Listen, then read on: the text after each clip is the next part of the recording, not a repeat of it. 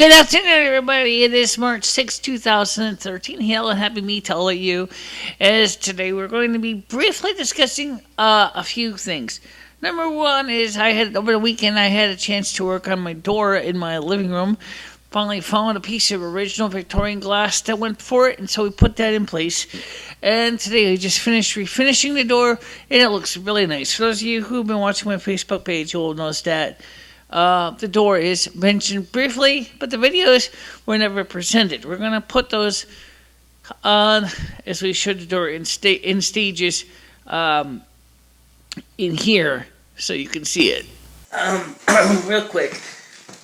Let me show you what we're doing first. If you remember from the tour of my apartment, you saw that there was always apparently a missing piece of glass right here. What we're going to do is we're putting in a new piece, or not really new, it's the same glass as this. It's actually a piece from another door to transplant.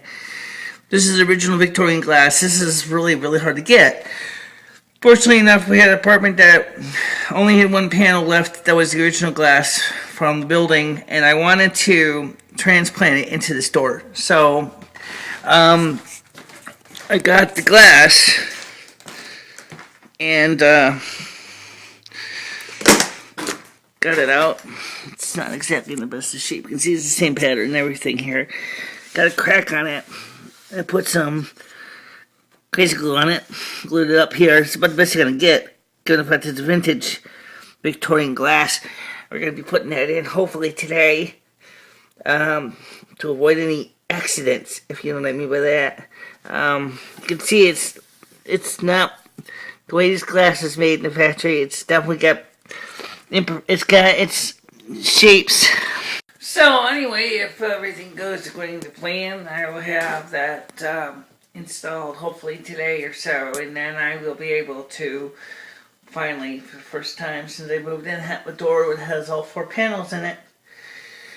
My landlord normally does something a little different. I'm going to show you what he usually does. I can show it with my door here. You can see it. You got this, he takes a piece of trim work and he covers it over. This is a piece of heavy-duty sheetrock, and so this is the original Victorian bell. Unfortunately, they hammered the hell out of it, and I was going to replace that too. I haven't had a chance to go on eBay and look for a handbell like that. It's pretty available. Just have to go get one. So my door is one of the few doors that's actually physically still original to the apartment. So you can see the little handbell doesn't ring anymore, but makes noise anyway. I gotta fix that. Sounds like a jackhammer when it goes on and off. And this is the door over here it came out of.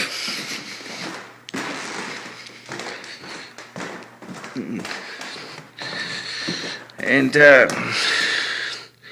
again, it's the 4 panels are already, 3 of the 4 are already missing.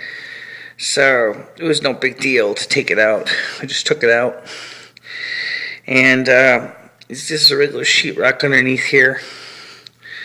So it's not really the greatest way of doing it. There's going to be a peephole here. He's going to cover that up because the gentleman told me this is landlord's son sees I don't really need that. Didn't work anyway, it was broken. So, and that's the kind of stuff that we do here at the Snow Queen Palace when we're not making snowstorms or discussing cell phones or any other happy horse hockey. This is what we talk about is restoration work. My apartment is definitely the most period of the apartments in the building. It's I always made an effort to, as you'll see here, to keep things pretty much original. Yeah, that light ceiling still needs to be finished. Working on that. It's installed. It's all set. Got the joint compound, or the window glazing compound right here in place. And you can see the crack is still here. This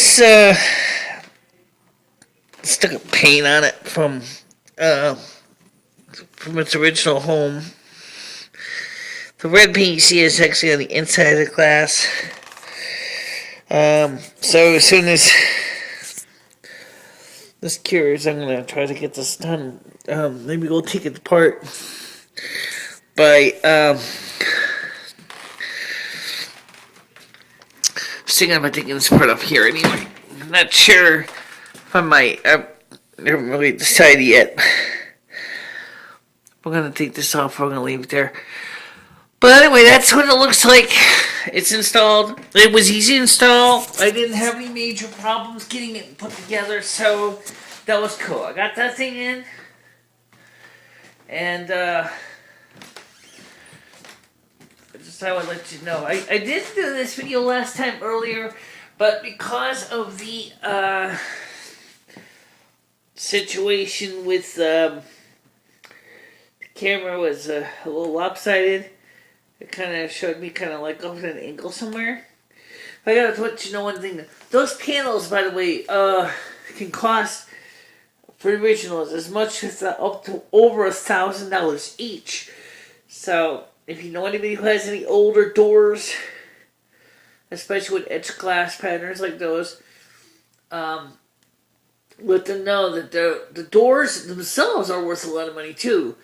Because a lot of people who are doing restoration work need the original doors. So tell them to get in contact with their Craigslist and anyone else if they have doors like those, and they will use them for. I mean, people will buy them. Seriously, I've seen East Lake doors going for a lot of money secondhand for original East Lakes, and so you can check them out there on the internet, and I think you'll like it. Anyway, I'm getting my hair done tomorrow, so when I come after tomorrow, we'll start doing some of the regular full-service YouTube videos. So just to let you know, I got the glass installed in the door. Because I did a video earlier on it, but I didn't get a chance to give you an update. So I didn't have any problem getting it in. It was just a matter of time. You know, taking time and putting the glazer points in and putting it in. So it's all set. See you soon. Bye.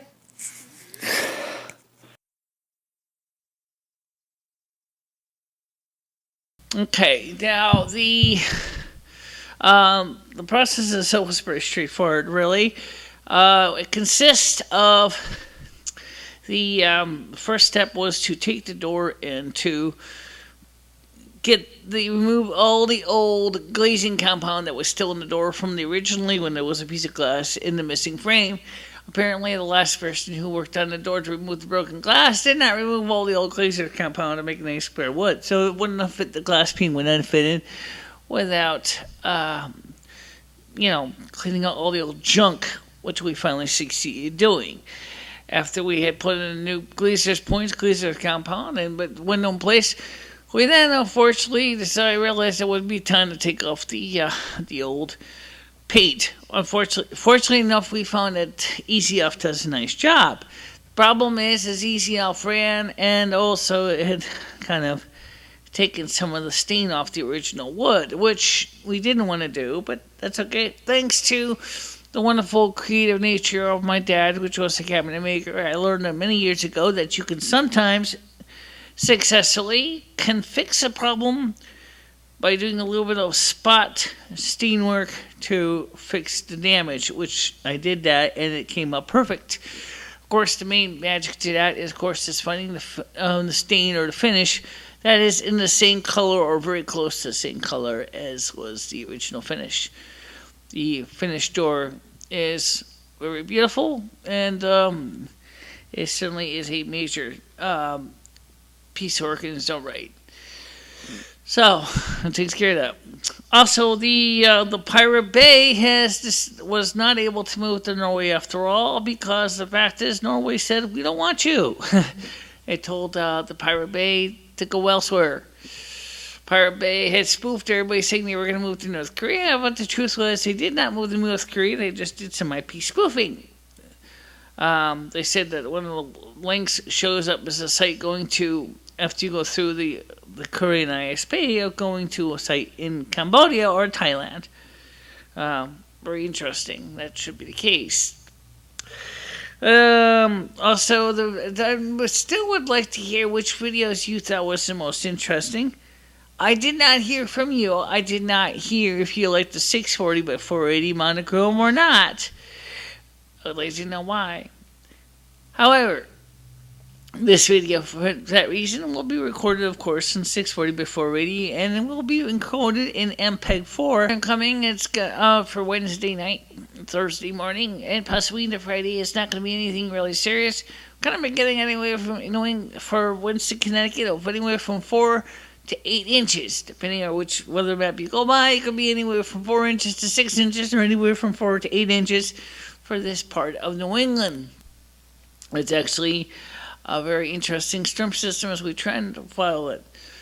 Also, the aquifers in the Midwest have been doing pretty good right now. They have refilled most of the aquifers enough that they can at least start the growing season in the Midwest without too much of a difficulty. The question is will there be enough water in the aquifers for the complete season or not? Still remains to be seen. So, with some luck, guys, we need rain up there. And also, of course, they say that probably in this weekend, one of the maps says that we're going to have fairly mild weather, at least about 10 degrees Celsius. Well, that'd be nice. But I really kind of wish it wouldn't be warm. As you can see, I got my hair done, and that's all set to go. Now, again, I also wanted to remind you that I would still like to hear more from you. You guys would love me, and please do not be afraid to contact us. We're easy to find. And in fact, let me give you, for those of you who are watching this video on other websites, here's how you can reach us. To get to the main page, it's http://www.youtube.com/USER/BS and boy ICHELA4. And when you're there, go ahead and click on the subscribe command. If you're using it on an iPhone or other mobile device, you will probably see a circle with a little plus character in the upper right hand corner. Just click on that and you will always be kept abreast of any new videos, information that has to do with the North American snow queen. Also, we found out that what me and Lummy were facing with the Yahoo Messenger or Yahoo Mail is a global problem. It turns out that Yahoo Mail has no security whatsoever, and hackers have been getting into people's accounts and creating all kinds of nasty nightmares. They did the same thing to Ed's, by the way, which of course made him very, very discombobulated, and I can tell you, if a person who has ADHD, he did not have the patience to deal with that. I had to help him by helping come up with a new password to protect his account.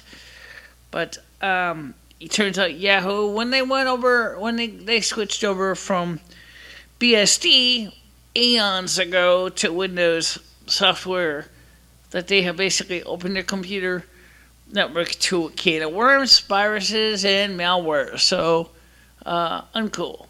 Okay. Now, so it's just possibly his suspicions are that some of the crackers are from the inside of Yahoo itself. Given some of the cracks and exploits seem to indicate that the person that were not even logged in using password crackers. If that's the case, it's interesting. Strong recommendation is not to open up any email attachments that you do not recognize. Good thing they mentioned that.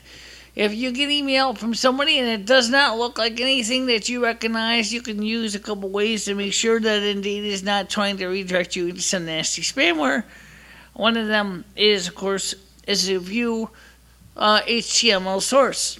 If it shows you pointing to a link that you do not recognize, do not click on that message. Likewise, if you get a message from somebody on Yahoo saying that your account has been exceeded and you need to re-verify your account, do not open it, throw it away. It is not from Yahoo. Unless I can figure if it says more specifically has your name on it, and of course, it actually, looking at the HTML source, shows us pointing to one of Yahoo's own servers. But even that means still may be questionable best. This is one of the things about the internet that is got to be the darkest part of it, is when you get into people stealing information from other people and using it for nefarious purposes. It really sucks. But unfortunately, it is such a very common thing in this day and age of fast and loose internet connections, mobile devices, and everything else, that it's just so easy for someone to get out there and get careless, even on their own behalf. Simple, cheesy, easy passwords, and makes it very easy for crackers to break in and steal valid data from you. Passwords have to be almost bulletproof, but the problem is passwords that are truly bulletproof are almost impossible to remember. Best kind of password are ones that are written in leet. Leet is that stupid numbers language that you see for texters use. But even that is not really going to stop a truly dedicated cracker from using a password generator command program that will generate passwords on the fly, except of course most websites only will let you generate so many passwords before the account is permanently locked. Like Lumi's account got locked and we couldn't unlock it. Turns out that's because her account was compromised. Yeah. Okay. Now, that's about it. So, if again, please do comment us and tell us what you want to hear, see, watch, whatever. And likewise, we're going to show you, we just hope that you enjoy our videos and keep watching them and keep subscribing to the channels. We'll try new techniques as we can every so often. Okay? Bye, everybody. Bye.